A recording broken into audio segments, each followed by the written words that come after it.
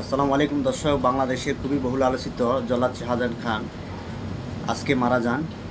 সে 32 বছর কারাগারে পার করেছেন এবং 60 জন মানুষকে সে ফাঁসি দিয়েছে। বঙ্গবন্ধু হত্যা মামলার যে আসামি যারা ছিল তাদেরকে দিয়েছে এবং ইদানিং 1 বছর পর সে মুক্তি পাওয়ার পরে বিভিন্ন সোশ্যাল মিডিয়াতে আলোচনা আসে, সে বিয়ে করে এবং তার অনেক বিভিন্ন আপনারা সোশ্যাল মিডিয়াতে দেখেন, অনেক হাসি ঠাট্টা করেন এবং তাকে নিয়ে সমালোচনা করেন।